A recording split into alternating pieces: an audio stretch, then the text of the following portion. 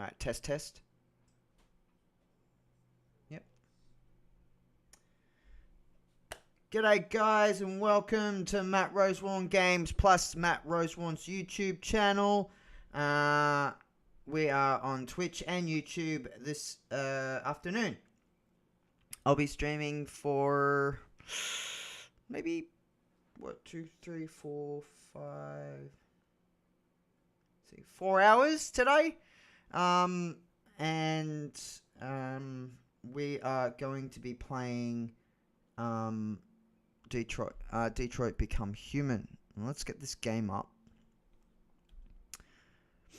I'm really close to my YouTube goal of 5,000. When we get to that goal, I'll be upping that to 10,000 so we can venture our way of getting to those goals. So today I'm only unlocking new scenes and achievements for the what? Cyberlife special offer. Missing your S2 T200. We have a one-time offer, brand new Chloe for free. Hello. Welcome to the Detroit Experience. I'm an android and I'll be your hostess. Okay. What's new? What do you mean what's... This is the extras section. As you play, you'll unlock all kinds of content that you can find here.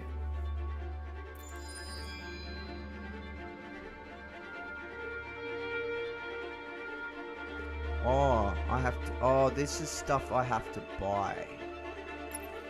Oh, okay. That's kind of cool. I might do that at some point.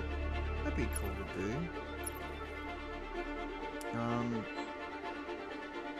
You've got soundtracks that you can buy. And magazines, maybe? Or is it the magazines? Oh, yeah, look at that.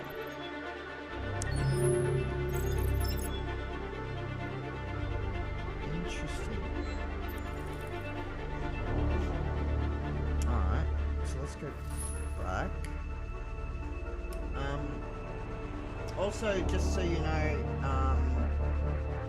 I'll be supporting Klinefelter Syndrome until we I don't know if I mentioned this, but I like your interior decorating. It really reflects your personality. I mean, I like it. How do you see me? What the fuck? Anyway, I'll be supporting Klinefelter Syndrome Association till we reach our goal of $1,000. This is the syndrome I was born with, so I have very strong ties to this community of men and trans women.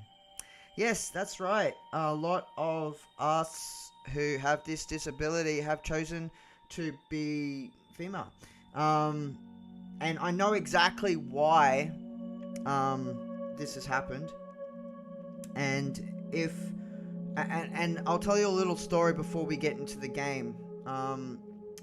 I met through YouTube another Klinefelter Syndrome person who, messaged me through because I was, promoting and give awareness, not promoting, but spreading awareness for the Klinefelter Syndrome on YouTube. And I would talk about it a lot on my YouTube as well. Anyway, they commented on one of my things and said... By the way, I'm an ST200 model. I mean, I thought you might be interested to know that. Okay, cool. Can I finish my story, please? Thank you.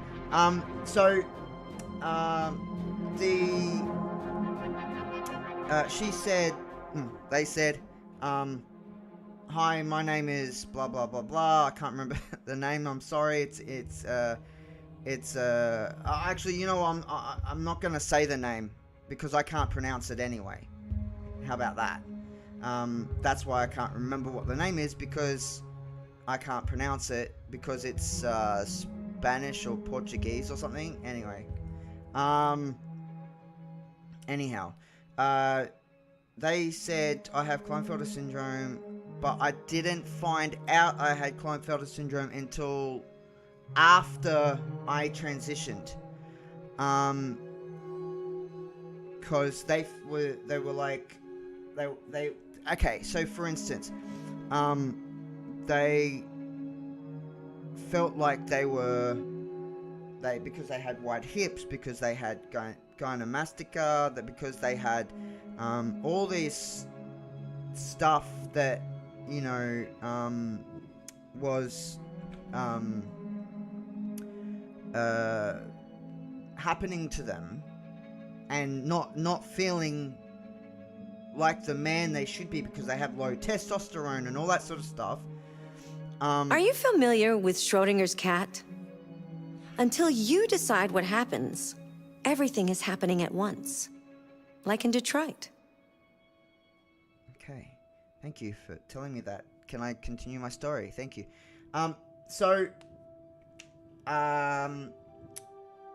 They were like, I don't regret what I did, but if I had Klinefelter syndrome before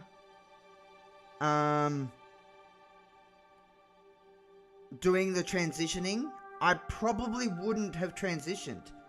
So this is why when I ever talk to someone who is trans, I always go, look, I know you might feel the way you do, but I would love to know if you would go and get a karyotype test done.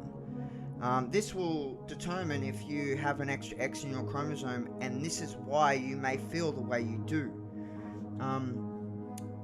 But, like I said, there are people who have Klinefelter syndrome that knew they had Klinefelter syndrome and transitioned. If you find the game anyway. too easy or too difficult, remember you can change the difficulty settings in the options section.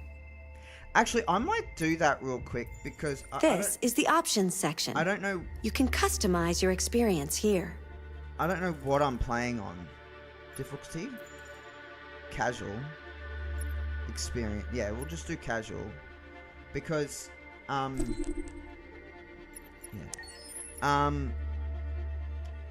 Your parameters have been saved.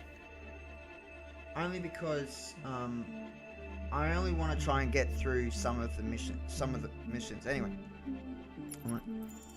Go to This chapter. is your story chart. It shows what parts of the story you've explored and what parts you've missed. You can track the choices made by other players and do many other things besides. So I hope that gives You a can little... use this chart to replay from any point in the story, but the people who designed me recommend that you play through at least once without going back, no matter what happens. I've already played through once. Either way, it's your story.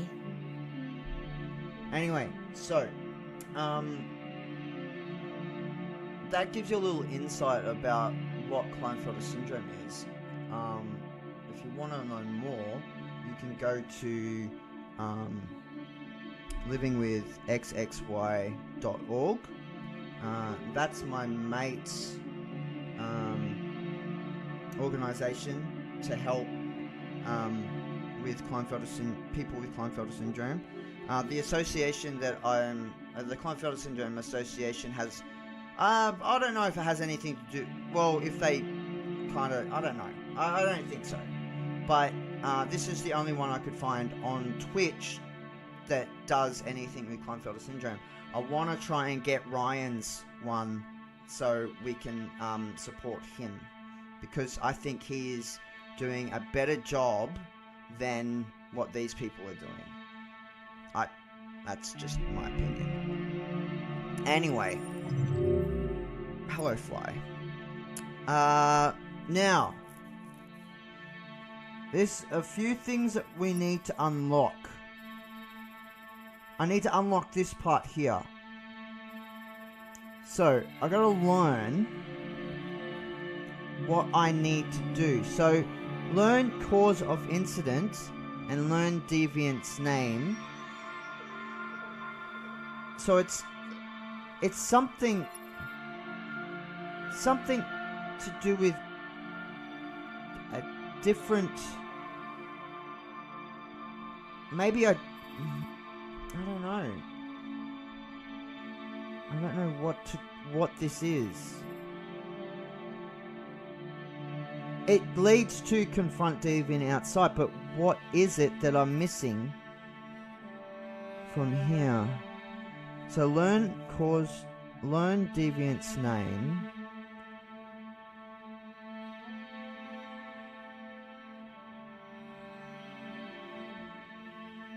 SWAT injured.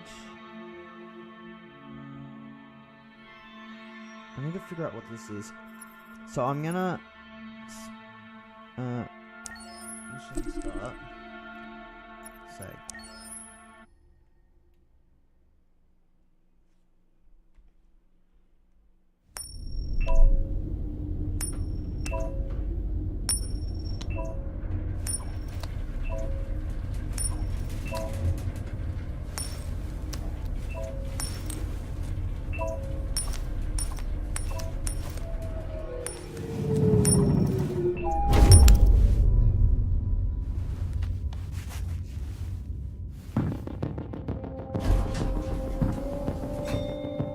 Negotiator on site. Repeat.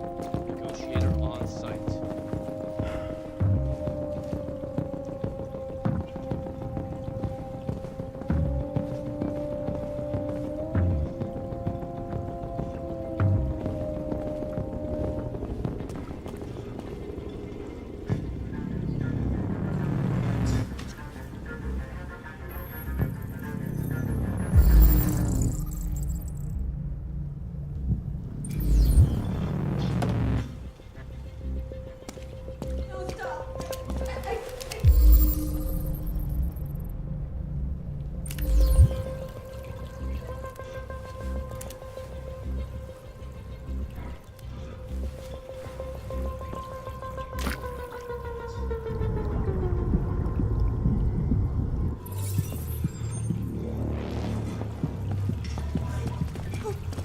Please, you gotta save my little girl.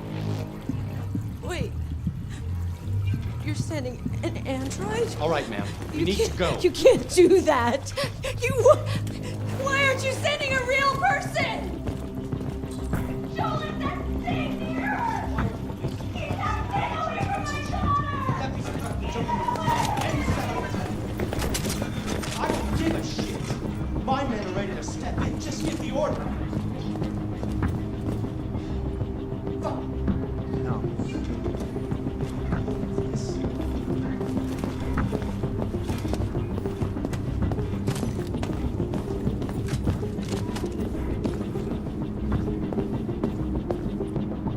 Captain Allen, my name is Connor.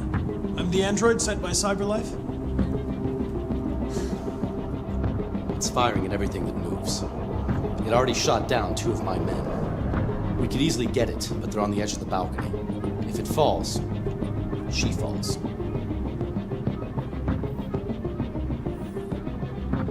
Have you tried its deactivation codes? The first thing we tried.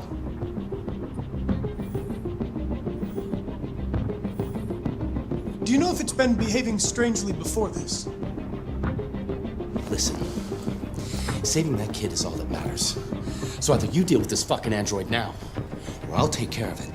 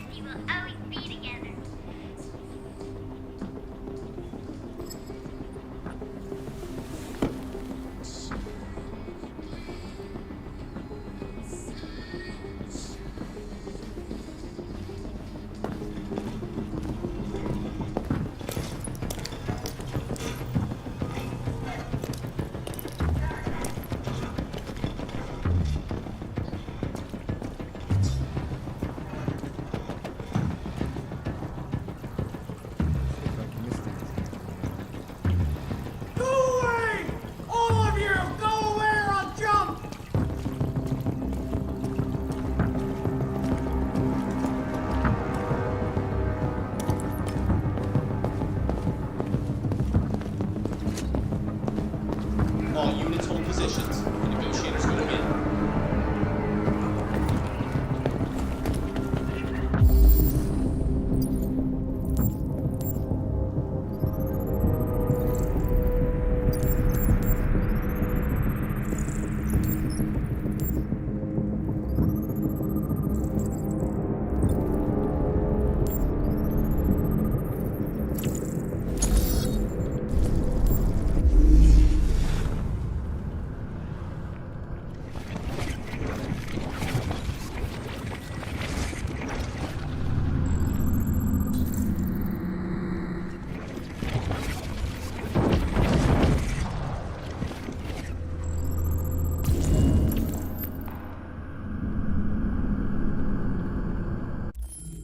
Oops. I'll get out of here one time.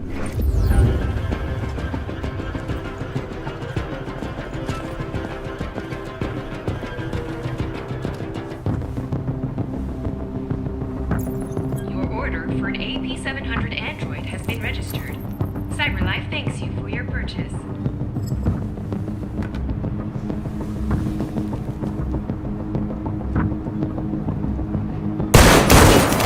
Holy shit!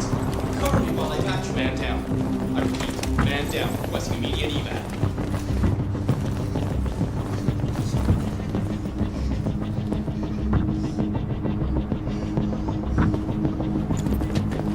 Okay.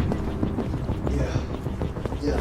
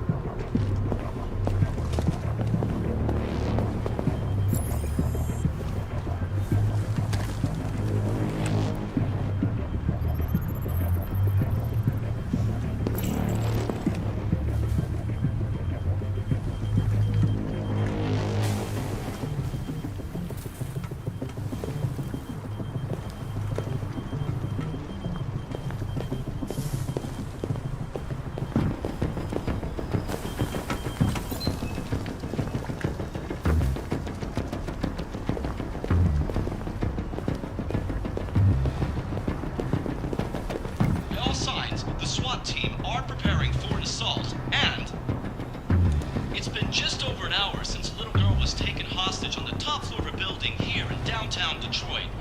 Details are still emerging on what exactly happened, but the hostage taker could be the family's android. He may have taken the lives of at least one family member and a police officer. If confirmed, this would be the first case of an android deliberately taking human lives. By all signs, the SWAT...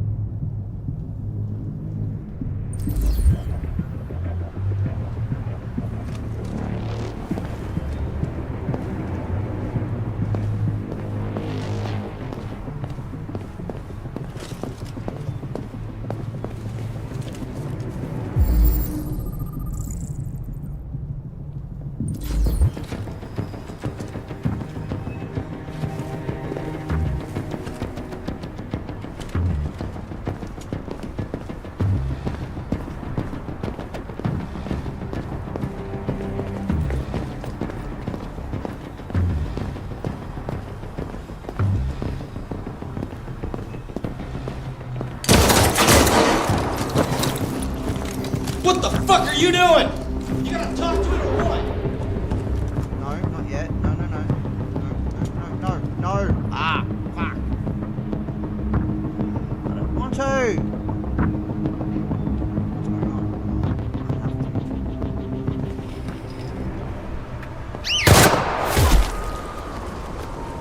Stay back! Don't come any closer or I'll jump! No, please, I'm begging you!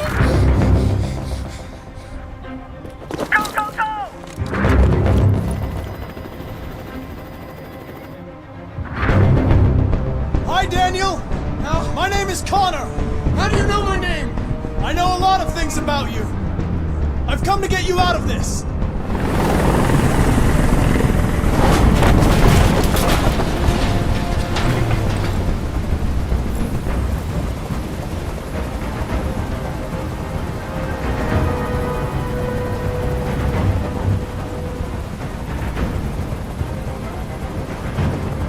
I'm an android, just like you. I know how you're feeling. What difference does it make if you're an android? You're on their side! You can't understand how I'm feeling! Are you armed?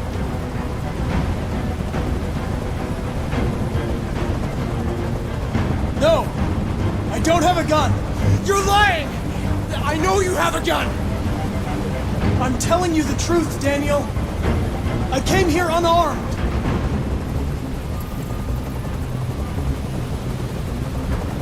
They were going to replace you, and you became upset. That's what happened, right? I thought I was part of the family. I thought I mattered. But I was just their toy. Something to throw away when you're done with it. I know you and Emma were very close. You think she betrayed you, but she's done nothing wrong. She lied to me! I thought she loved me. But I was wrong. She's just like all the other humans. Daniel, no!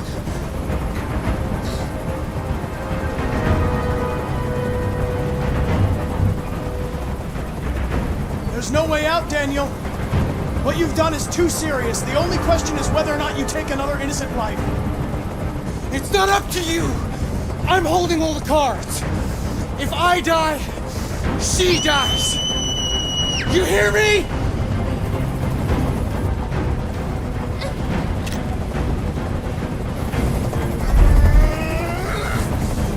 I can't stand that noise anymore. Tell that helicopter to get out of here. I don't think they'd listen to me.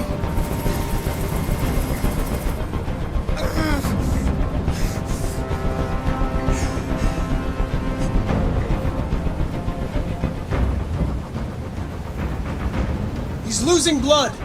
If we don't get him to a hospital, he's going to die. All humans die eventually. What does it matter if this one dies now? I'm going to apply a tourniquet! Don't touch him! Touch him and I kill you! You can't kill me! I'm not alive!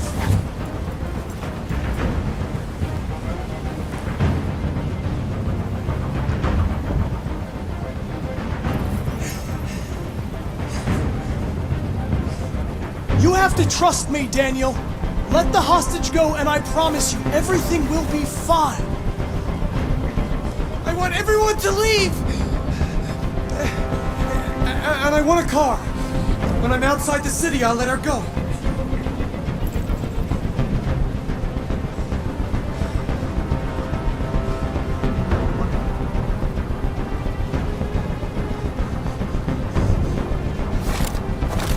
What now, Daniel? Is this really what you want? You lied to me! You lied to me! It's up to you how the story ends. Make the right choice, Daniel.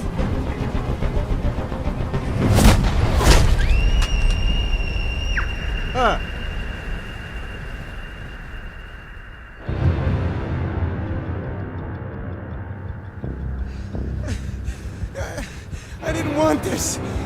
No. You left me no choice. No choice.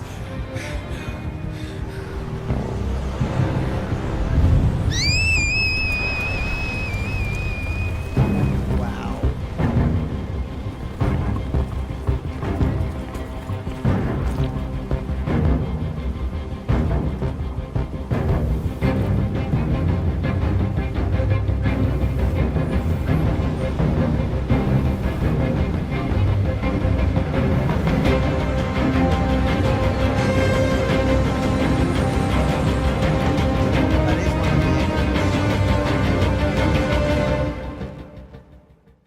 See what? Let's see.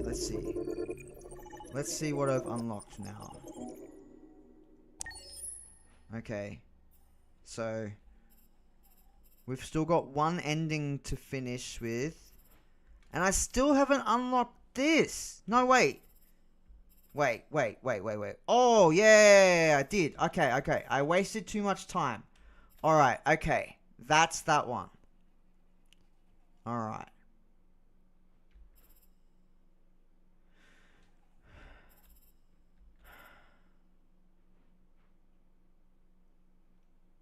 Alright, so the next, I've got to do this all over again. So the next thing I got to do, there's a bloody fly hanging around somewhere. So I've got to fail to negotiate. No, I don't. I need to...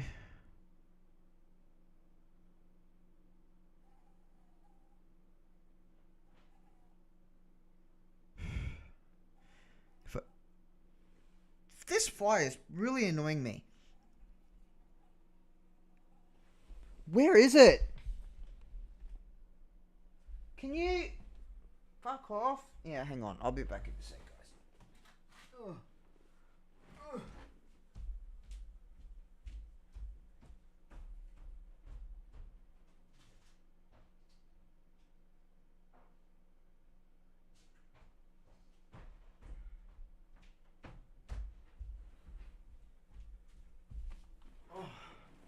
Alright.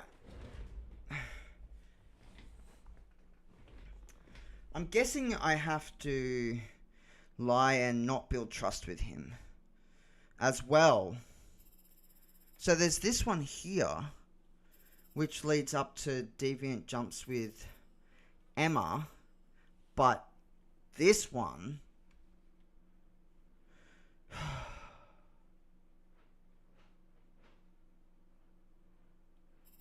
So if Connor leapt for Emma and fell, snipers shot Deviant, Connor died protecting Emma, and Deviant shot Connor and Connor shot Deviant. So now I just need to unlock whatever this is, and this ending. So I've got to figure out.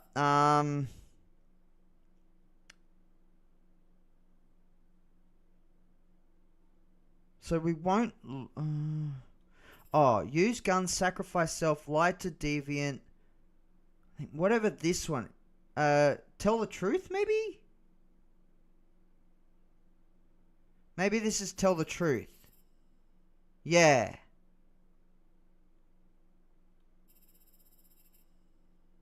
Alright, maybe. Oh, no, that's be honest about gun there. What's this one? Sacrifice Celsius gun. Whatever it is, it's the other option. I wonder if we can just go straight out. I'm going to go straight out. Yeah. What?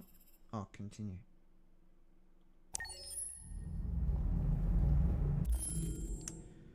Main menu, confirm. Would you mind if I asked you a few questions? Just to get to know you better? Alright, we'll do this real quick. Who's your favorite character in Detroit? Was there a moment in Detroit that resonated with you personally?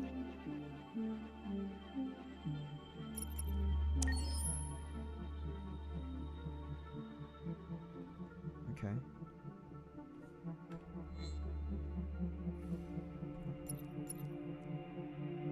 Alright, chapters. Accessing the story chart. Alright.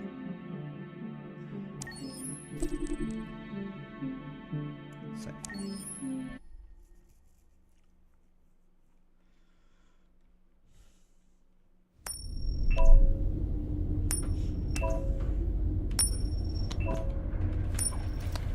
I wish you could skip forward.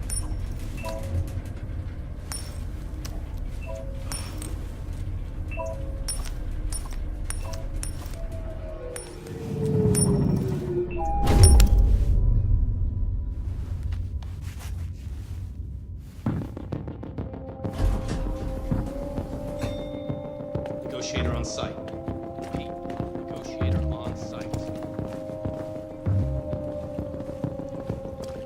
No, stop. I can't leave her. Oh, please, you gotta save my little girl. Wait. You're sending an android? All right, ma'am. You need to go. You can't do that. Why aren't you sending a real person? Joel, that thing here! Get that thing away from the door! I don't give a shit. My men are ready to step in. Just give the order. Fuck. Captain Allen, my name is Connor. I'm the android sent by CyberLife. It's firing at everything that moves. It already shot down 2 of my men. We could easily get it, but they're on the edge of the balcony. If it falls, she falls. Have you tried its deactivation codes? The first thing we tried. Do you know its name? Listen, saving that kid is all that matters. So either you deal with this fucking android now, or I'll take care of it.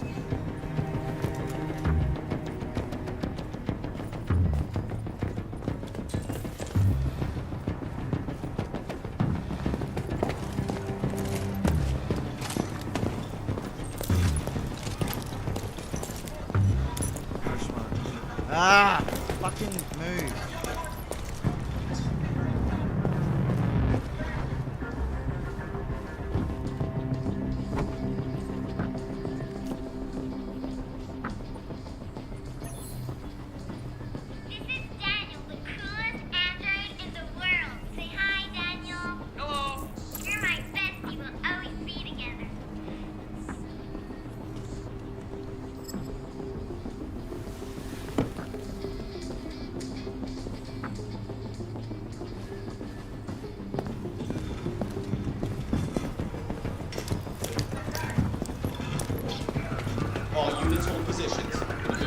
Going in.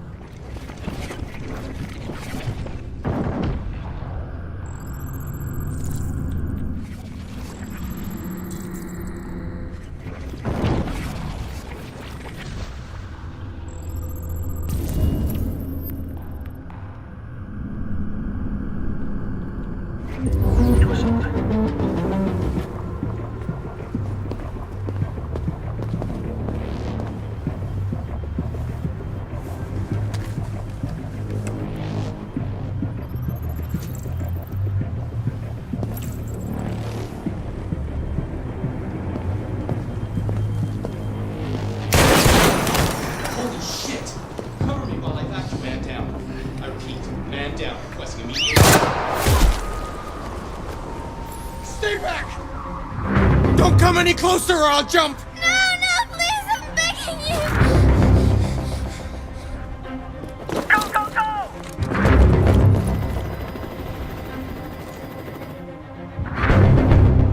Hi, Daniel! Now, My name is Connor. how do you know my name? I know a lot of things about you. I've come to get you out of this.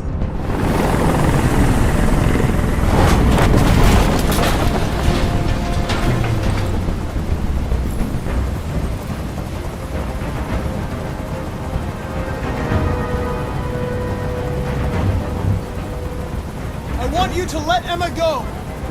She's just a little girl. She has nothing to do with this. No way! You'll shoot me the second she's free! But I'm not that stupid! No! I'm not that stupid!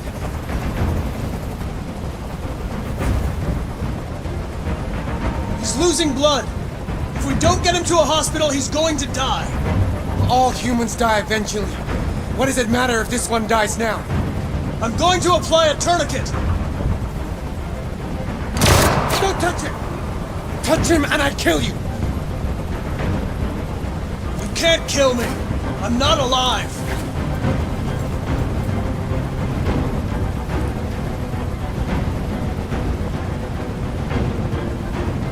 Are you armed? Yes, I have a gun. Drop it! No sudden moves or I'll shoot! There. No more gun.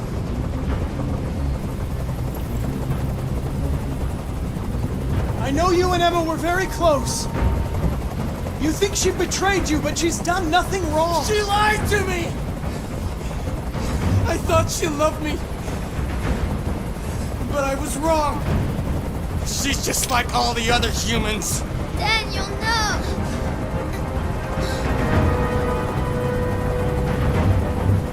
There's no way out, Daniel. What you've done is too serious. The only question is whether or not you take another innocent life. It's not up to you! I'm holding all the cards. If I die, she dies. You hear me?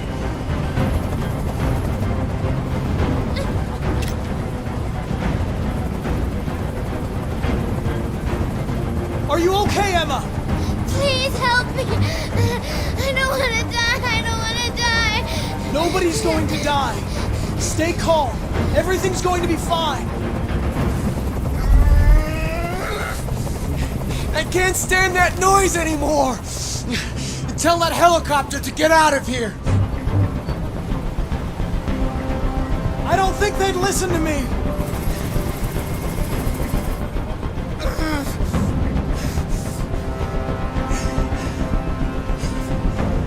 You don't really want to jump, Daniel, or you would have done it already. Now hand me the gun, and this will all be over. Don't come any closer! Come any closer and I swear I'll jump! Okay? Look, I'll stay right here. I want everyone to leave! And I want a car. When I'm outside the city, I'll let her go.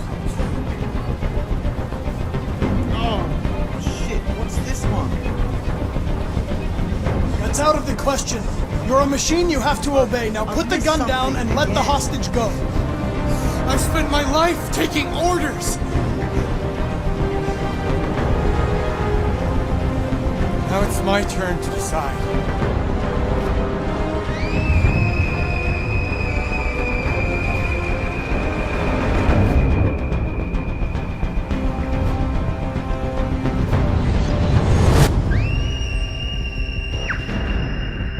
We've already done this one. What do I have to unlock?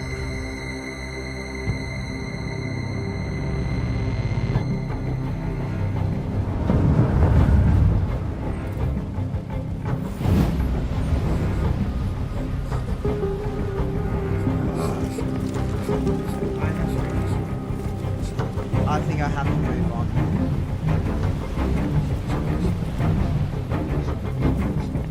I think I have to move on because I have no idea what happened.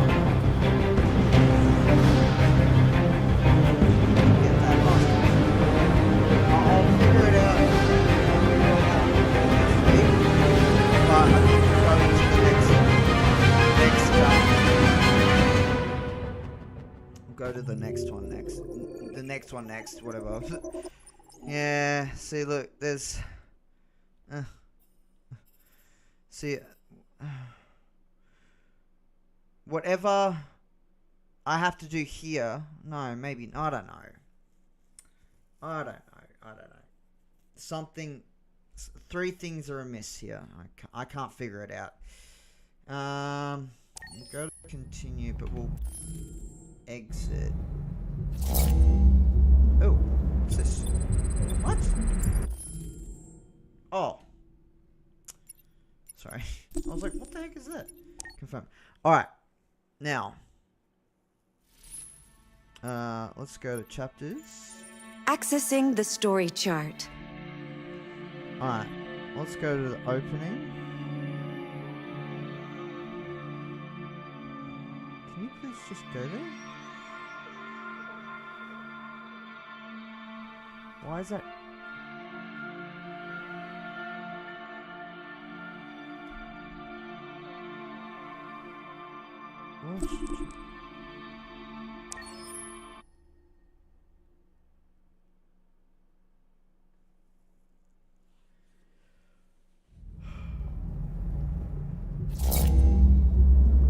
Wait, hang on. I want to see the float. Oh.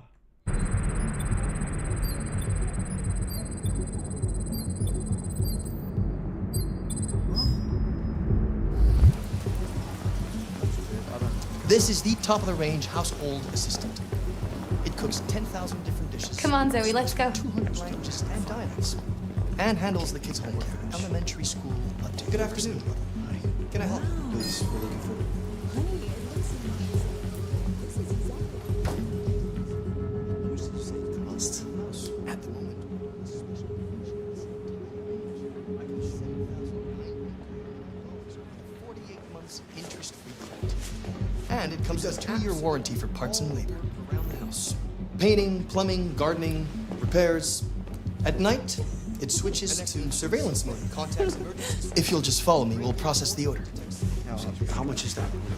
The NBA is slightly more expensive, but it has many other functions. Come along, I'll show you. Yeah, I don't like this guy. There it is. It was a bit difficult getting it back in working order. Okay. It was really messed up. What'd you say happened to it again? The car hit it. Stupid accident. Ah, I see. Anyway, it's as good as new now, except that we had to reset it. Meaning we had to wipe its memory.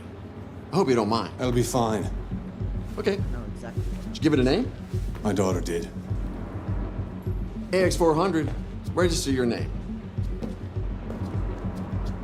Kara. My name is Kara.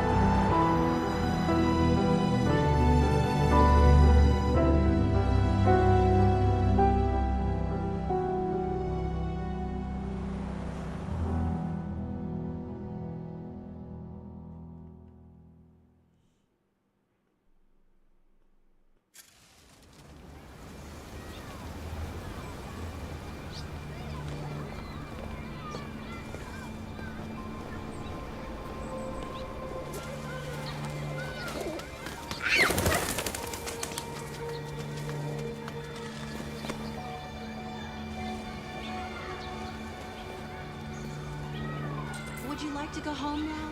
Yes, Rose. Yes, I think that's enough for one day. Here. Let me help you.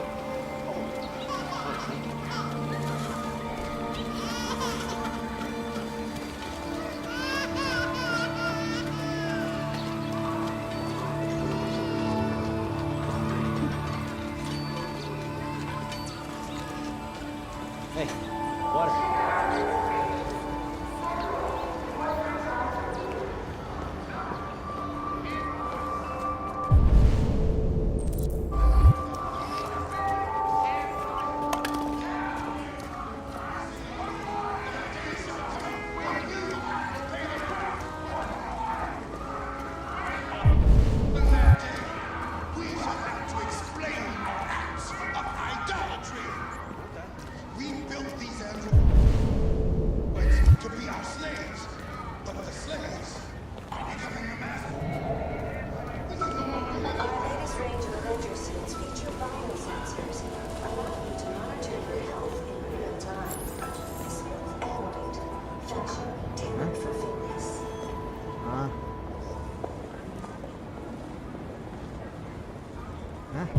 Ready to fucking do this?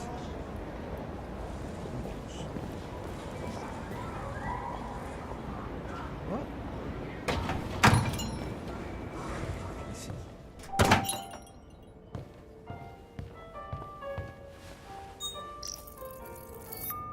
Identification verified.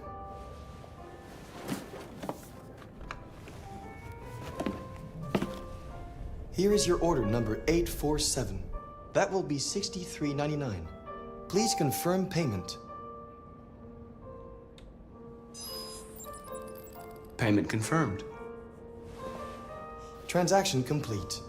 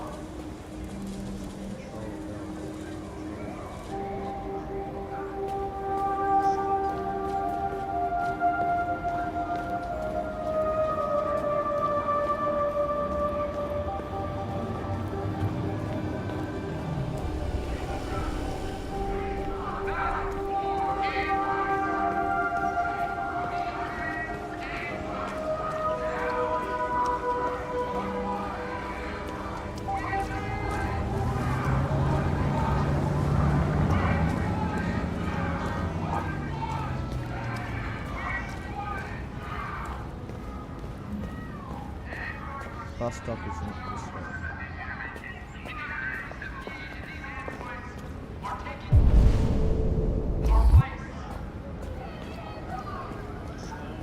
Machines, ladies and gentlemen, are meant to serve us, not to replace us. 35% unemployment, millions out of work. Are we going to do something? Yeah! We want jobs. Not war and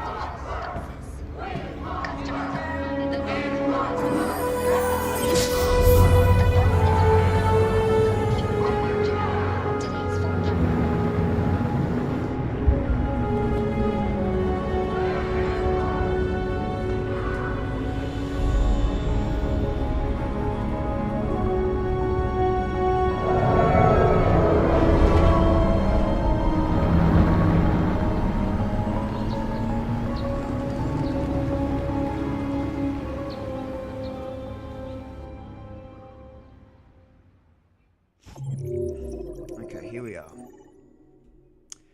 Okay.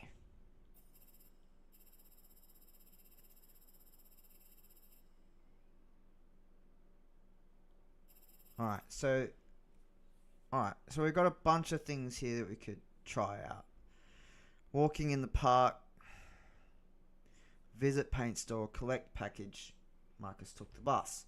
Now, there's some options we can do here. I think what we'll do is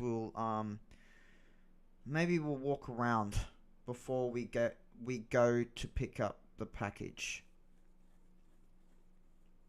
I think that's what we'll do next. So we'll continue. This is annoying. Because I wish. See.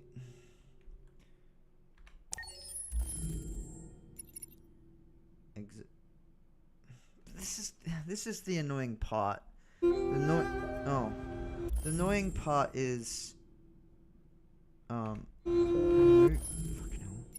Main menu. Confirm. So chapters. Accessing the story chart.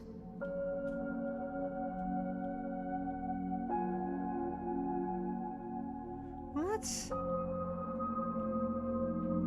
Why can't? Oh, this is annoying. I think we're gonna go and play a different game now, because it's not giving me the right. It's not giving me, like, I've played the whole game through. It should give me all my chapters, but it's not. Accessing the Actually, extras you know what I might section. do? Let's buy this and watch this. PlayStation 3.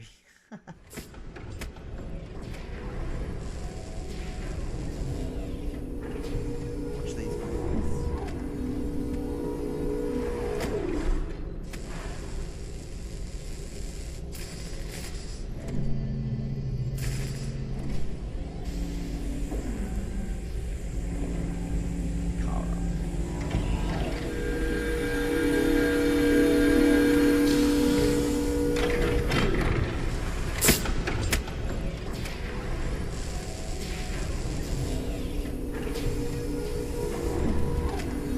Can you hear me?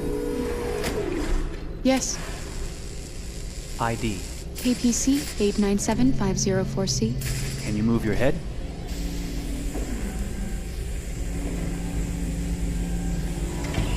Your eyes now.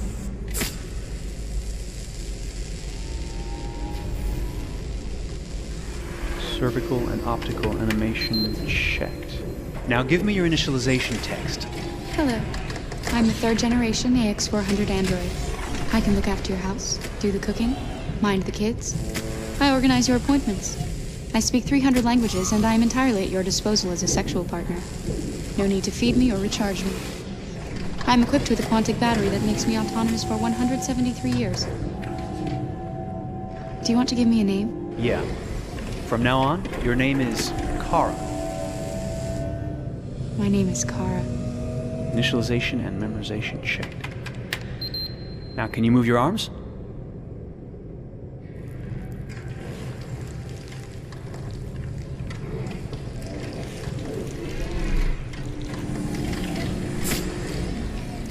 Upper limb connection checked.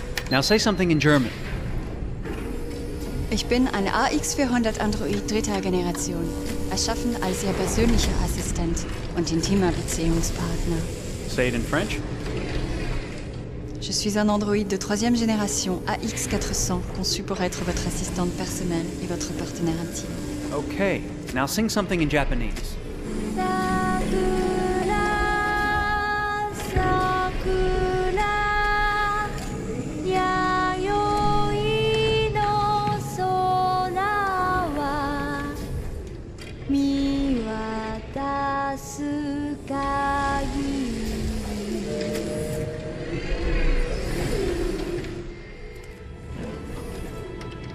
Multilingual verbal expression checked. Go ahead, take a few steps.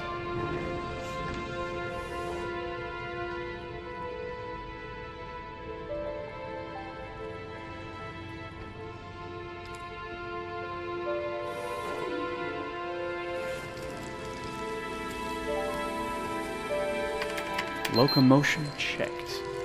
Great, you're ready for work, honey. What's going to happen to me now? I'll reinitialize you and send you to a store to be sold.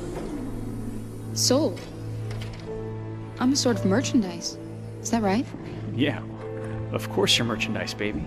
I mean, you're a computer with arms and legs and capable of doing all sorts of things. And you're worth a fortune. Oh, I see. thought... You thought? What did you think? I thought... I was alive. Shit, what is this crap? That's not part of the protocol. More memory components going off the rails. Okay, recording. Defective model. Disassemble and check the required components. You're disassembling me, but why? You're not supposed to think that sort of stuff.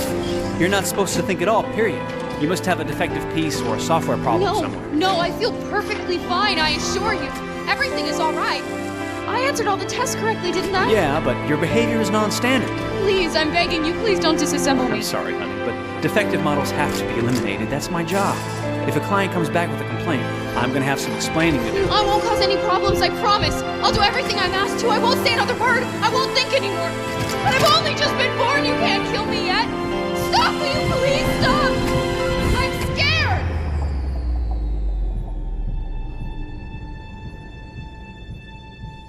I want to live.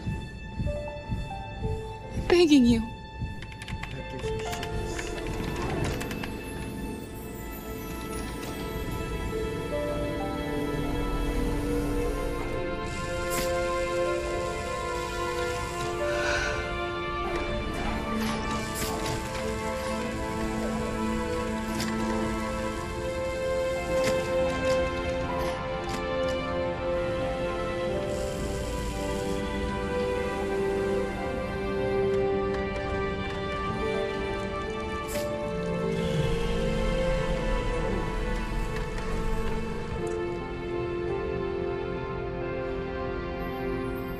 Go and join the others.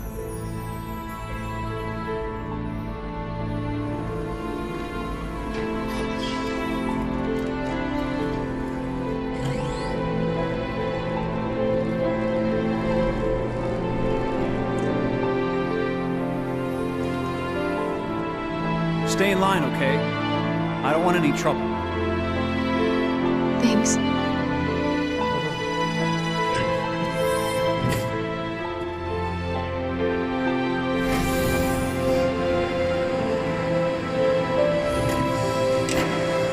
That story. My God.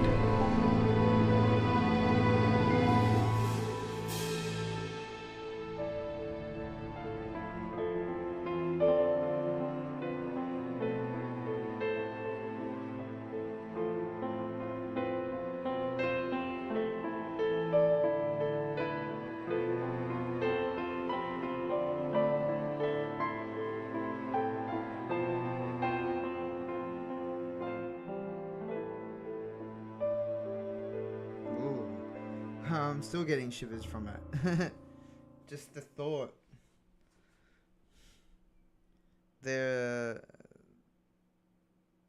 This game has now, in real life, come to pass.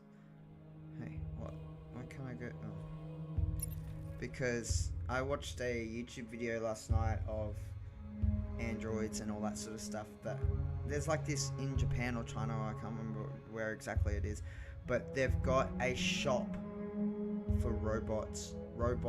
Like it's a robot shop, and you can go in there, buy robot dogs, human robots, you know, all sorts of different types of robots.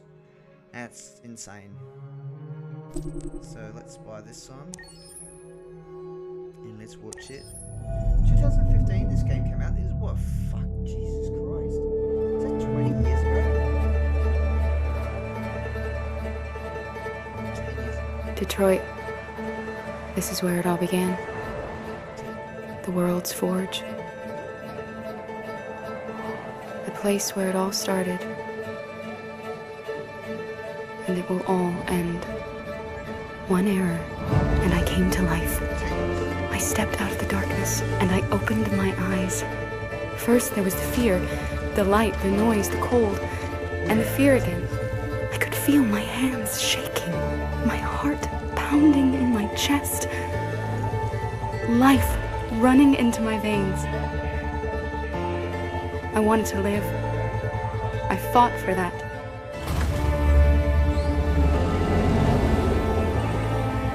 had to find out what was outside. I had to see daylight, feel sunshine on my skin, wind on my face, to see the world, the colors, the smells.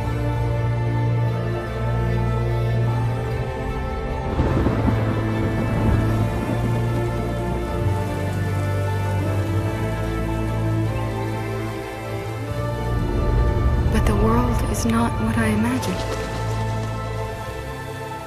It is dark and cold. It is harsh and violent, unfair and brutal. It almost convinced me I was nothing. Less than an object, just an obedient machine. But deep inside me, I could feel something different. A gentle and warm whisper telling me that I am alive. I had to escape. I had no choice. Escape to love, to hope, to live, to figure out what that force inside me was. Maybe I will change the world. Maybe I will choose a different path. Now, it's up to me to decide. My name is Kara. I am one of them. This is our story.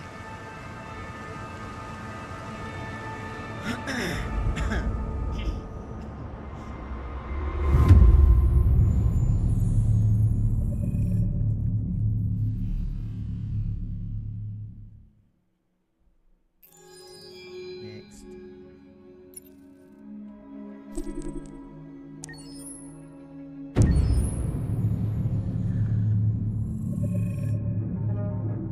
When David and Guillaume got back in touch about making Detroit, I wasn't terribly surprised they decided to make it because the fan response was so intense. So it makes sense that they would choose to do that after the enthusiasm. It was a challenge, and it was just an interesting thing to get my head around how to approach this character now as a different, much older person, and whether or not she had changed. And I'm very happy to say that with Detroit, I've had the opportunity to see Kara grow so much more than I ever expected. You do the housework, the washing, you cook the meals, and you take care of... God damn it, where the fuck's the rat gone now? Alice! Alice! I mean, she starts out essentially how she does in Kara in a very, not robotic, but, you know, android, other way.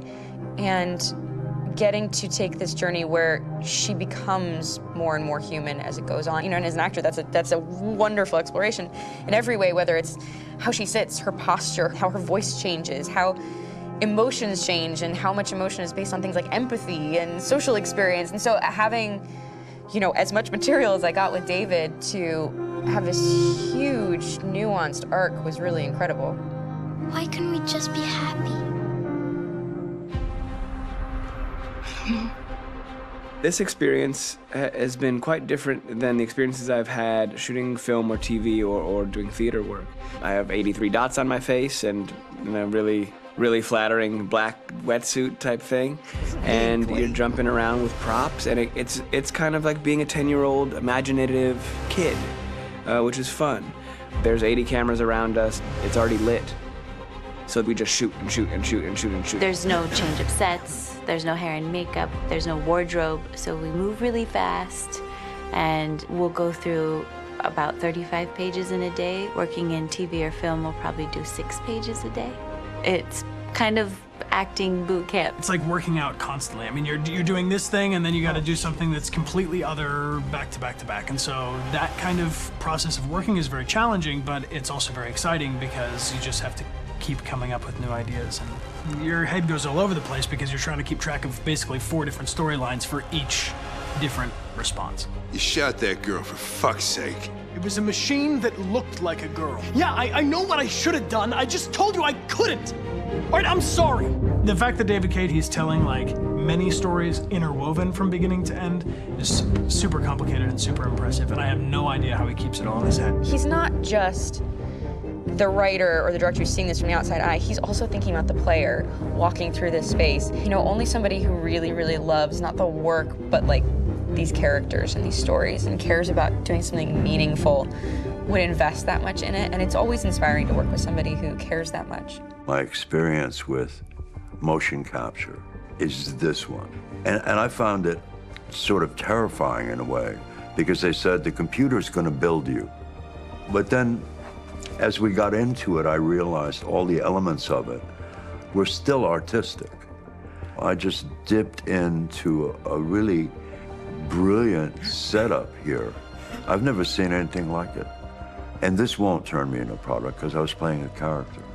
So, it's wonderful. In the game, Detroit comes back because of a revolutionary industrial rebirth. And there's no reason why that can't happen in Detroit, because they have such tremendous infrastructure for millions and millions of people who can very easily support, you know, a new industry.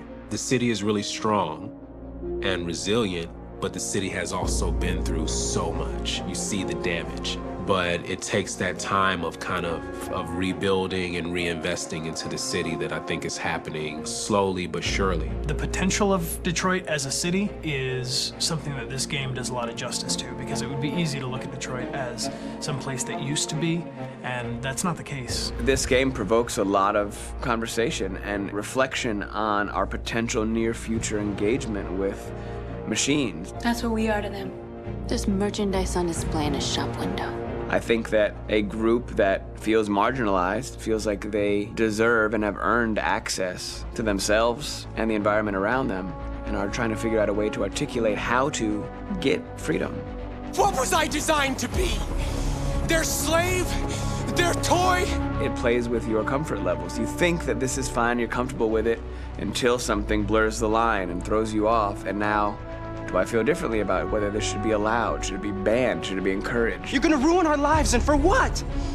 For a bunch of machines? They are not machines! They are alive! I'm alive! You're alive! They're nothing! There are lots of comparable comparisons to any type of persecution of religion, race, etc., dating way back. It can't just be a video game where you shoot 'em up or where people make these choices to do whatever. I think that's the whole point. You have the choice, and you can either choose to go in one direction with your character or another. And I think that's going to be very telling about the gamer. Very telling. I think there's going to be a really strong reaction to this game, which has such a strong perspective. I'm that much more proud of it now to get to be a part of it, because it's important. In this game, you're actively building and designing the character through not just what kind of shield does he have or what color hair does she have, but like their temperament and the way they deal with problems. The different endings to this game are so radically different based off maybe seemingly insignificant choices in the moment, but like life, they all add up. And can't play life again, though. That's the thing. So this whole entire game was acted out by real people, which meant every alternative scene, every alternative unlockable thing, they had to act it out. The whole entire... Wow. That's a lot of work. That's a lot of work.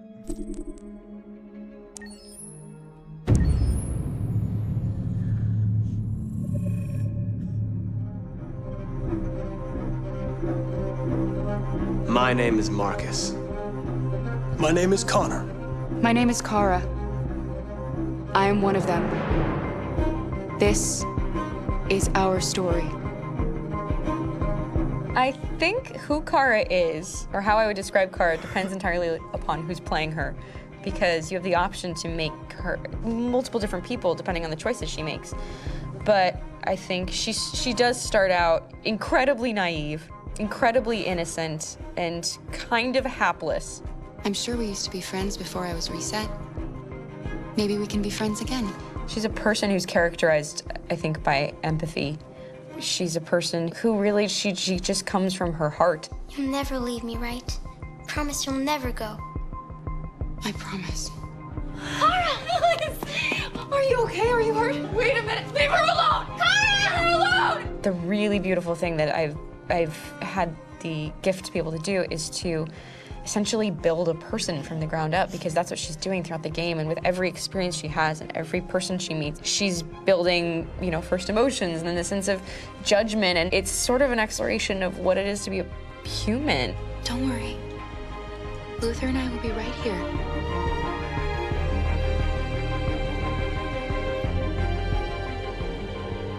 David and the creators have painted a really intriguing and engaging picture of a near future where we rely upon androids for a lot of our service class business, the class that serves us, that helps us, that handles our baristas and our drivers and our housemaids. And what is humanity, where we tap into it, how and why we treat each other the way that we do.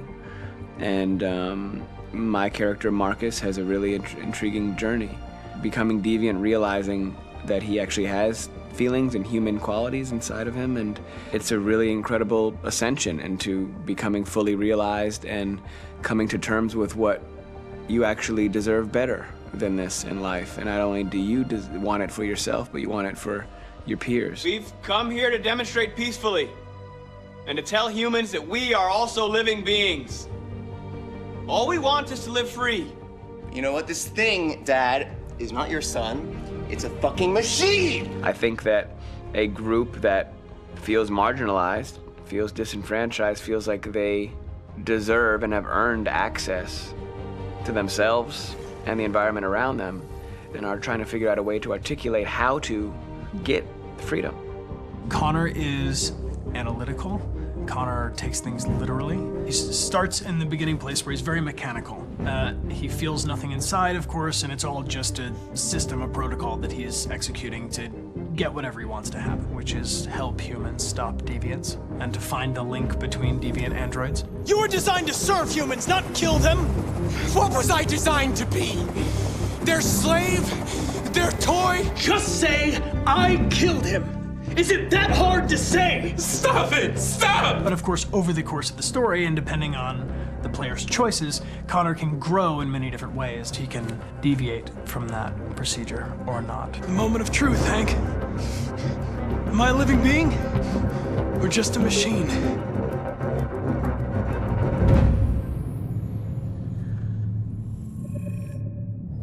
That's another thing about nowadays, where we have these androids. We do.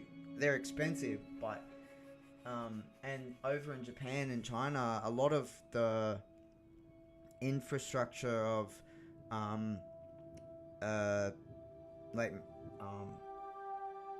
making the cars and even the food industry is all done by robots nowadays over there. And like my question is, for those people who aren't in sort of like lawyer or business, like taxation and stock market and all that sort of thing, like all those people who are business orientated, who can still work, for those people who are the, you know, who used to make the cars, who used to, you know, help fix the roads and all that sort of stuff, because you saw it there where you saw androids like using the shovel and doing all the hard labor. If that goes all to androids, for those people who, and for those people who are in that profession, lose their jobs. So how is the government going to be like, oh, we're going to, you know, so for instance, they'd have to give you massive payouts for you to be able to live off, you know, if an android takes your job. Like, seriously.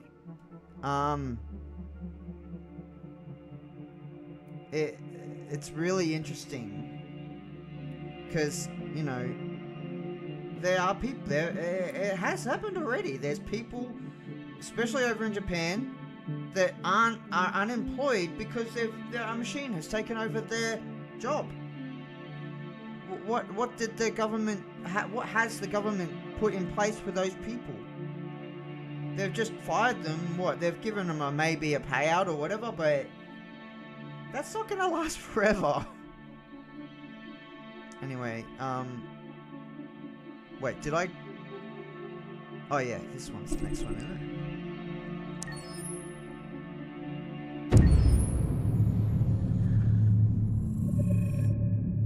Game after game, we try to challenge ourselves. For Detroit, we wanted to, first of all, to write a story that would be incredibly bending, which means the most non-linear story that we've ever created.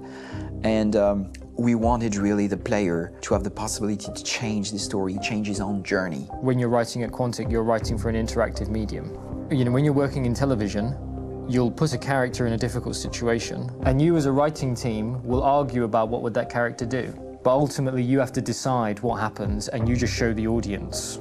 What's interesting about interactive drama is you bring the player into that conversation, and it changes your job slightly as a writer, because your job is to provide a narrative context in which the player can write his own story.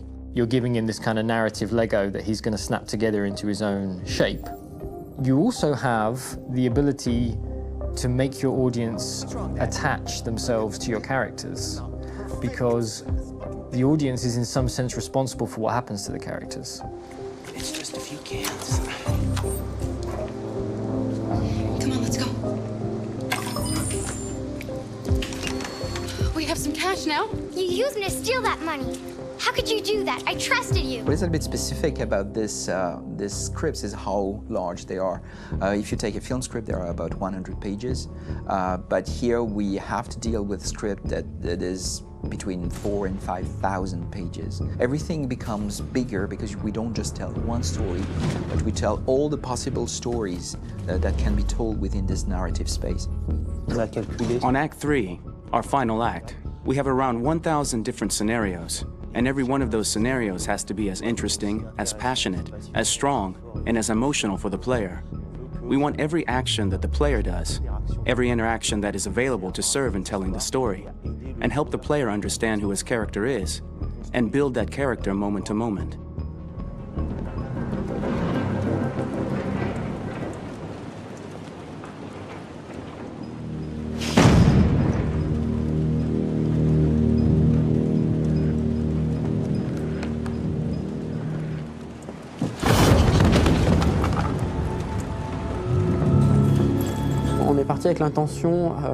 We started with the intention pretty early on that we would never lie to the player.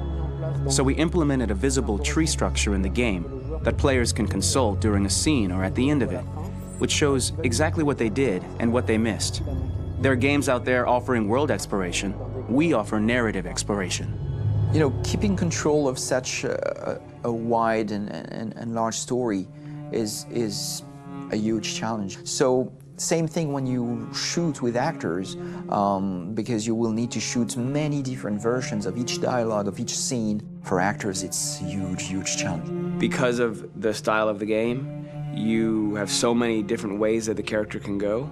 Every decision, it's what I call kind of choose your own adventure. Like every decision that the player makes, it's going to open up 40 more pages of material and experience that ties in, which means as a performer, you have to try to continue to make things feel real that the player might not ever see, but also that in performance, it's not always connected to a previous act. It's grueling, it's hard work, but it's a great team, and I enjoy doing it. I was really frustrated, until I got to this point where I kind of was able to step outside of my own experience and even in a lot of ways my own process, and be able to step outside of that and okay, this is something new, what do you need? How do I meet you there? How do I give you what you need and still feel like I'm doing what's right? And once I did that, then all of a sudden it got really fun. It was much freer, and having to approach it in a new way and think about the player and think about how it serves them and what I'm doing for them or what I'm letting them into. it's really, I think, helped me grow in general. Remember, there's nothing on the left. That's a wall, so it's probably all there. And then make her come first, close. But I think you would go first to check that it's safe. Okay, sure.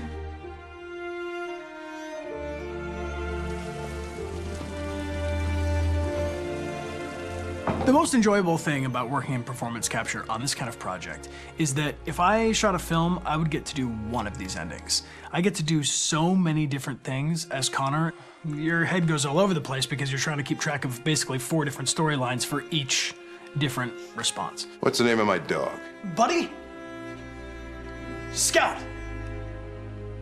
I think it's Jack. I can't remember. So I worked with physicality a lot because it was a good way to anchor myself in these different rings of the tree as the story grows out. I know where that is physically in my body, and then I can switch more continually on set, and it'll be entirely up to the player to determine what order those things come out and what they look like from a distance. Like if you're playing through it, the culmination of all of that will be their version of Connor. I'm faster than you, and I don't feel pain. You don't stand a chance against me. Listen, asshole.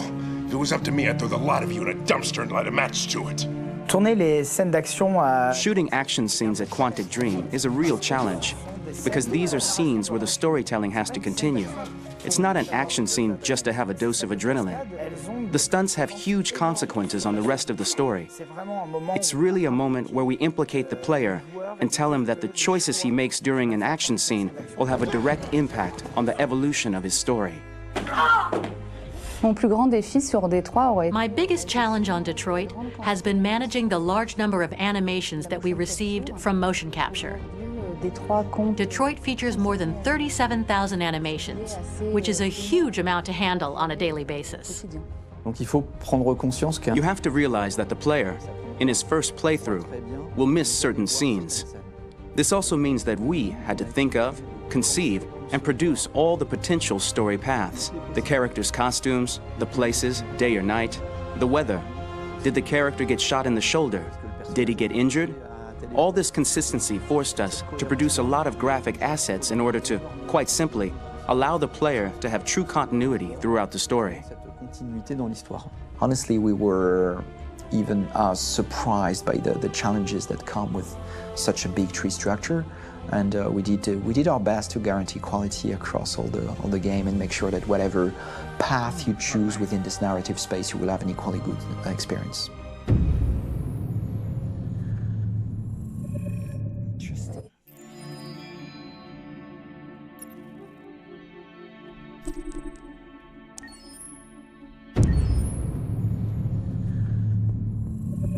Detroit Become Human was produced over a period of 4 years. Here in Paris, we have a team of about 180 people. And to that, we need to add also all the outsourcing with our partners in the Philippines, in China, Vietnam, and in India. So when we started working on this story, I had to imagine where Kara was built. And for whatever reason, the city of Detroit came very quickly to my mind because it had already an incredible story by itself of history and themes. So we traveled there with the team and we were really moved by what we saw, and we could really feel the desire to fight and really be born again. And we just continued this curve, this growth, and just imagine what Detroit would be like if the Android industry was, using these huge factories to build androids there. A very strong element in Detroit is that there's a lot of industrial wasteland and a lot of nature too. And for us, the graphic designers, it was an incredible playground. The destroyed zones which we wanted to preserve, we appropriated them to turn into something else. Then in the areas that needed to be rebuilt, we were able to imagine our Detroit of the future. We didn't want to make a science fiction universe, but a world of anticipation. If we chose science fiction, we could have imagined flying cars, extraterrestrials, but those things are very far from our current everyday life. Anticipation is more about gleaning from our contemporary reality, the one we know, because Detroit is set in 2038, and 2038 is tomorrow. The difficulty we had was sticking to reality. That is to say, technology becoming more and more invisible, a lot more elegant, and at the same time, making it visual. So all the computer equipment, autonomous cars, we simply had to invent. They are in fact very technological objects, but at the same time remain very credible and ingrained in reality. To create a cohesive universe in the fashion and clothing of the human characters in 2038, I didn't want to put an accent on strange shapes, or really vibrant colors, and things we wouldn't know. That I wanted to keep for the androids. The goal was to create something familiar which we can identify with in this future setting. Working on the artistic direction for the androids was a bit special because this is a project about the place they could occupy in the human world. It was out of the question for them to be too beautiful or too perfect. They had to correspond to every social class, rich and poor. Inspired by everyday utilitarian clothes, I brought a modern touch by adding dynamic display surfaces, the armband we can see on the side, the triangle on the front and back, an LED.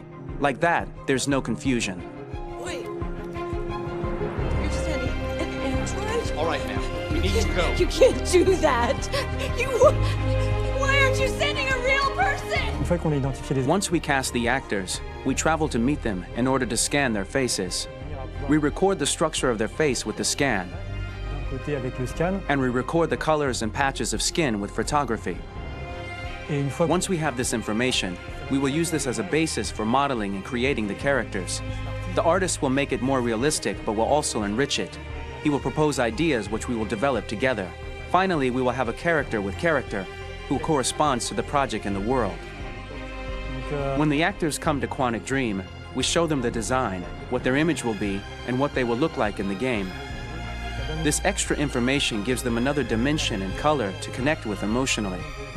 It helps them think about how to play their character. Your mission. That's all you care about, huh? You should consult a professional who can help you. Beat it, you hear me? Get the hell out of here! So there are 3 types of shoots at Quantic Dream. Shooting and performance capture, where you capture the whole actor, his voice, his face, and his body. These shoots are obviously done with American actors because the game's original version is in American English.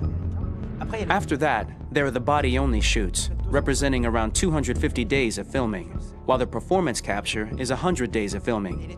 Now, body-only shoots, there are 2 types. There are the action shoots and the technical shoots, which are mokit shoots. Mokit is when the player controls a character on the screen, and he moves in an environment to explore it. This is of particular importance at Quantic Dream, and therefore we shoot a lot to offer a unique context for each scene and each character. To prepare a motion capture shoot, we first get together to look at the sets we need, the animations that we want to shoot, which ones need to be grouped together, or which ones need to be cut and shot at another time, so that we get the most out of the shooting day. This often means shooting scenes out of order, especially those with big props or accessories, like a big car, for example. So we shoot all the animations related to that particular prop first.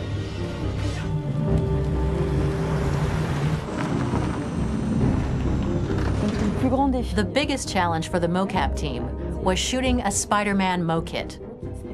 We had to build a wall and attach an actor to a harness with cables so we could pull him up and render him climbing. The shooting on this game total took about, I would say, more than a year, maybe 1 and 2 years, with about 300 actors on set. So it's quite a massive production. But so much happened on this set between the stunts and the shootings with a little girl and all these great actors that we had. It was really a very, very memorable journey for the team and for myself. Today, Detroit has over 37,000 animations. When we retrieve the motion capture data, it's just a cloud of points, which represent all the markers worn by the actors. From this cloud of points, we have a phase called retargeting, which gives us a skeleton. This skeleton will be applied to the characters of the game. There is still work to be done, but this gives us the main movements. Since we are working on something very realistic, we must recognize the actor and also recover all the emotion he expresses in his performance. We use a system of facts, an identity card for each actor, We make the actor do a whole range of facial expressions. Then we recover all the expressions and paste the animations on a puppet that Jan has prepared. I then recover and refine these poses. I might stretch the lip, reinflate a cheek, tiny details that make the finished product really capture the actor. Because of the nature of our mocap system today, when we receive the animations, we're missing eye movements, and so the character has that dead look. He really has no eyes, so then it's a big part of the work for the animators to find the regard of the actor in relation to his position, in relation to the body, etc. It was crazy when I saw the newest model for Kara, because they've been working on it and working on it, and this was the first time I literally jumped in my seat. It not only looked so much like me, it was the fact that it looked so lifelike. It wasn't that it looked just like it was a camera, it was something else, you know, but it looked alive. It's exciting, and it's kind of terrifying.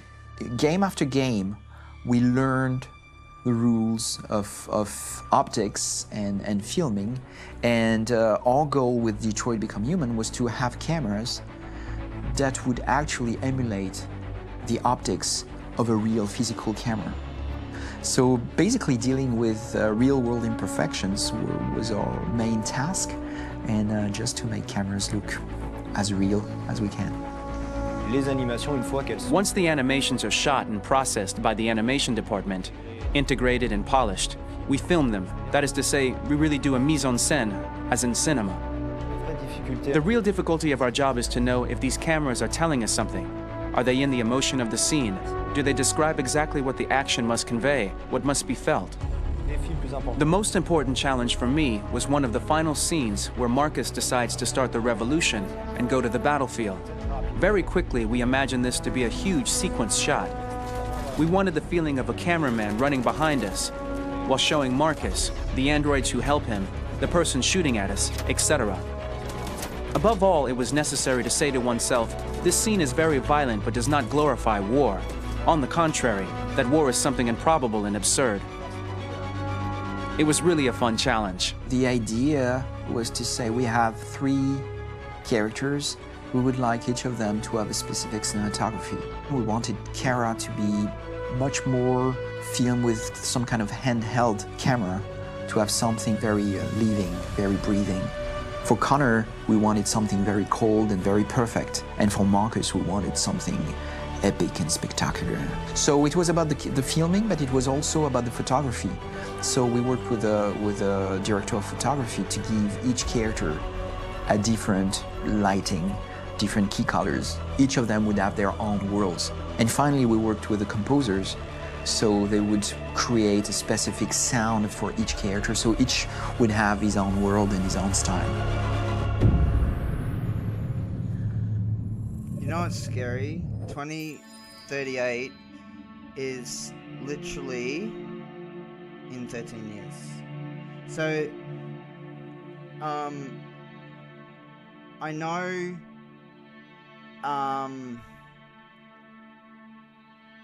what I want to know is, have these people who made this game back in 10 years ago, in 2015, thought about making the game in 2038, about 2038. What is 2038 going to look like? Is it going to look like that? Did they have insight to what the world's going to be like in 13 years? Like, well, 23 years. They brought this game out. Well, actually, what they say, it took them 4 years to create the game. So they started in 14, 13, 12. About 2010, 2011 is when they started making this game. So there you go. Like, they probably started around about 2010. So they thought in 38, 10, so 20 is 10, 30, yeah. like 30 years. Did they get insight that in 30 odd years, that the world is gonna have androids, and be flying cars and all that sort of stuff? I mean, they're coming. They are coming. There are already a bunch of drones and stuff, you know, delivering things to people. There are flying cars now being produced. They're just bigger drones, pretty much. They're just passenger drones. But that's the thing, like, the military already have these kind of drones, but they're unmanned. So, they want to. It's like the Humvee. When the Humvee was created for the Hummer was created for military purposes, and then because people liked the car so much, they were like, oh, why don't we just make a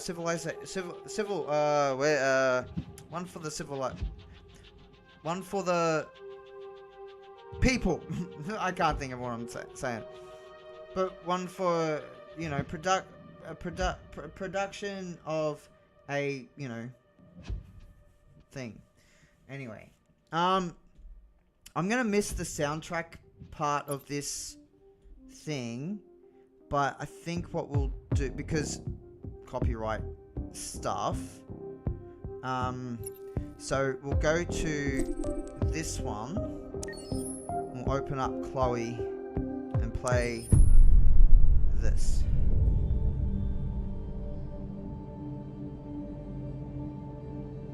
For starters, what should I call you? I'm Chloe. And you, what's your name? Oh, John. My name is John. Delighted to meet you, John. Could you tell us a little about yourself and what you can do, Chloe? Of course. I'm the first personal assistant built by CyberLife. I take care of most everyday tasks like cooking, housework, or managing your appointments, for example. And I understand you're the first android to have passed the Turing test. Could you tell us a little more about that? I really didn't do much, you know. I just spoke with a few humans to see if they could tell the difference between me and a real person. But it was a really interesting experience. But this is the first time in history that man has created a machine more intelligent than himself. I gather your brain can perform several billion operations per second, is that right? Absolutely, but I only exist thanks to the intelligence of the humans who designed me. And, you know, they have something I could never have. Really? And what's that? A soul.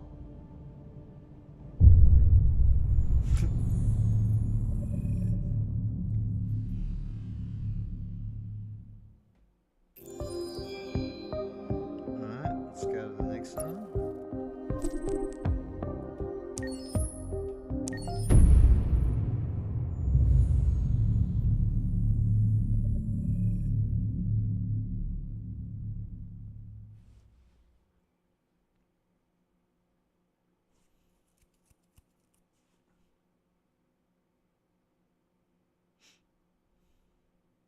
Hold on, just a little while longer.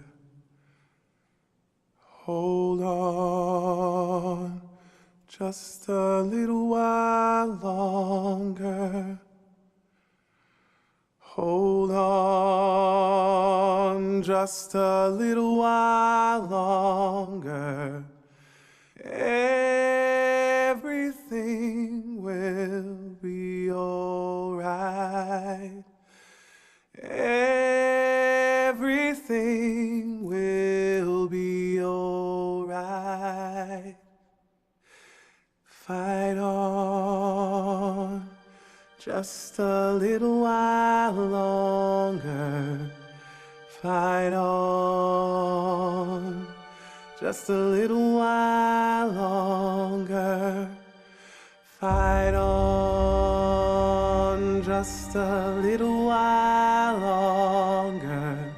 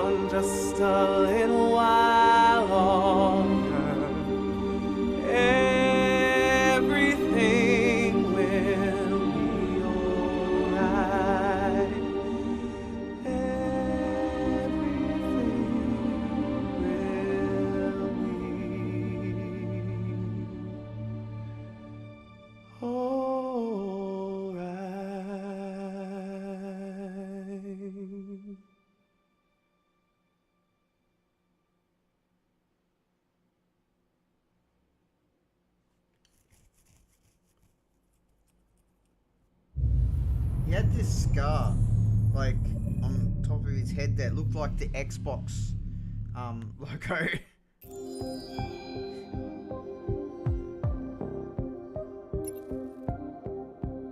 Oh, that's locked. I can't get that. Okay. And let's see what this is. We can get this. I don't know why that's locked.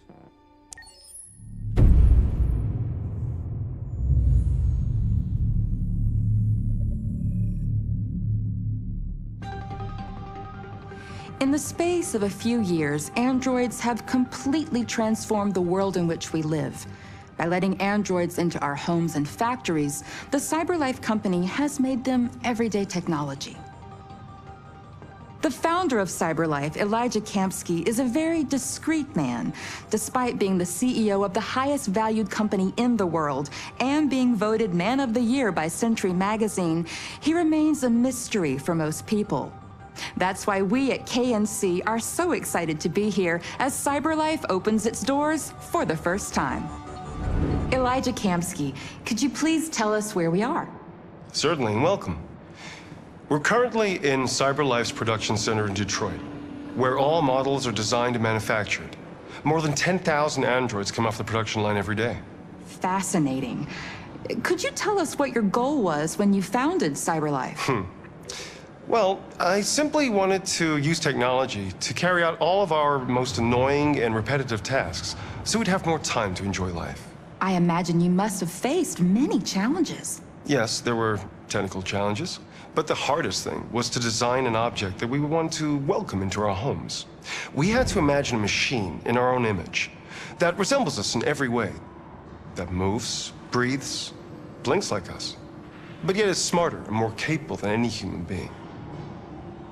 Let me show you around. We're here in Production Unit 4. Could you explain in a few words how the androids are made? Sure, yeah, it's very simple. We use machines to manufacture machines. The removable parts are assembled on a production line, and then we apply a synthetic skin to the whole body. A human operator checks the cognitive abilities with a pre-established protocol, and finally, the android is conditioned and sent out throughout the country. Here's the result. Say something. Hello. I am a RZ400 model. How can I be of service? You can go now.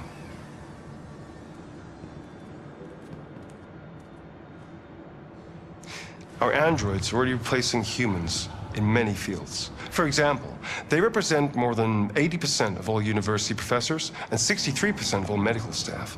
Tomorrow they'll replace our soldiers, and who knows, maybe one day, our leaders, to make the best decisions in humanity's interest. Come on.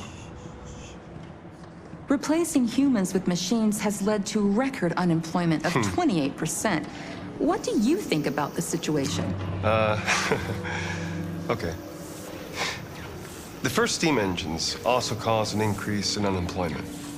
But no one today would imagine turning back the clock. Artificial intelligence makes everyday lives easier. Nothing can stop progress. What's happening here is inevitable. These days, more and more people choose to live with an android rather than another human being. Does this development worry you?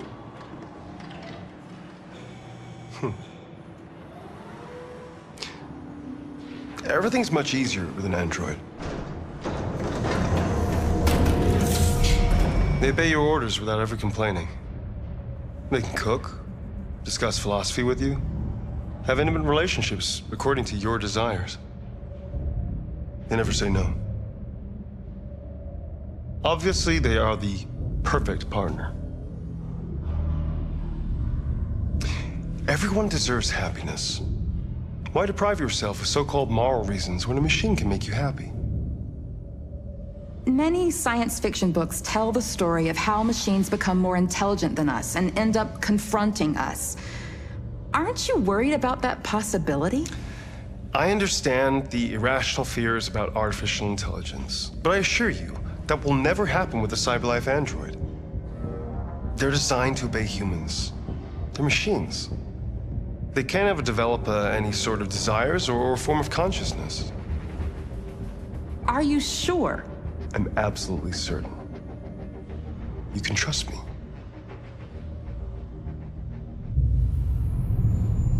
He's an android himself.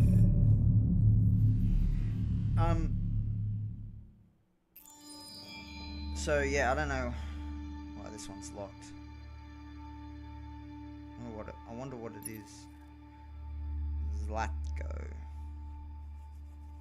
Anyway, back.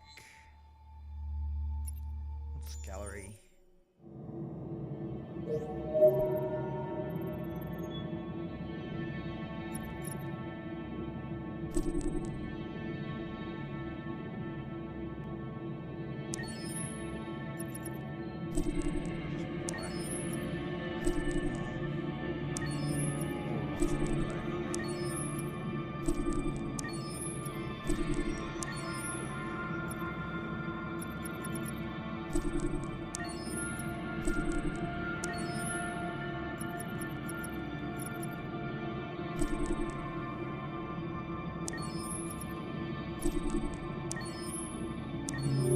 Oh shit, I didn't know that.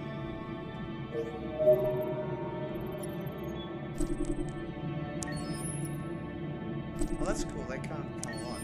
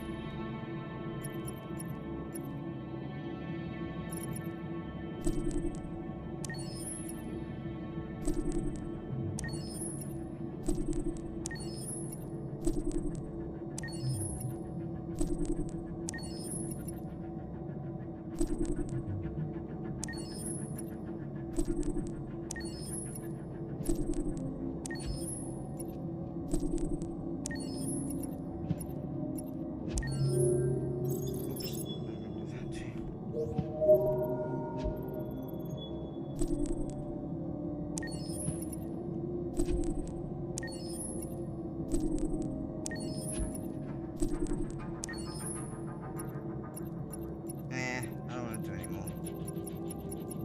There's quite a few in there.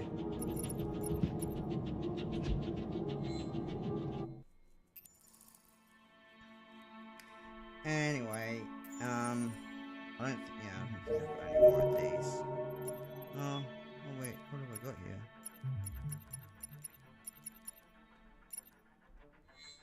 Anyway, I think I'm gonna raid out now. It's time to raid. Return to desktop, yep. Alright, and we're going to raid out. Thanks for watching. I'll be back tomorrow. Alright, I'll be back tomorrow for Euro Truck Simulator 2. As we missed it last week, so we'll go and drive. Actually, we're gonna probably drive the Halloween truck if it's still Halloween thing going on. It might be, it might not be, I don't know. Here we are.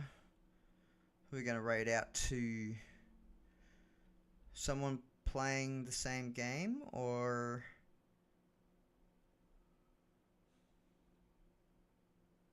someone I'm following.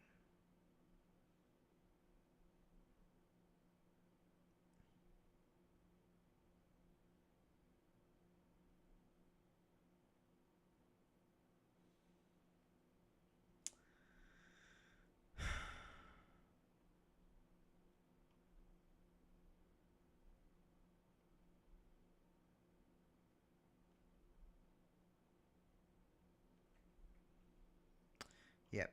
I think we'll just raid out to Tigstar because That's it. Anyway, everyone else is speaking a different language again. All right, see you guys later. Have a good one. And I'll see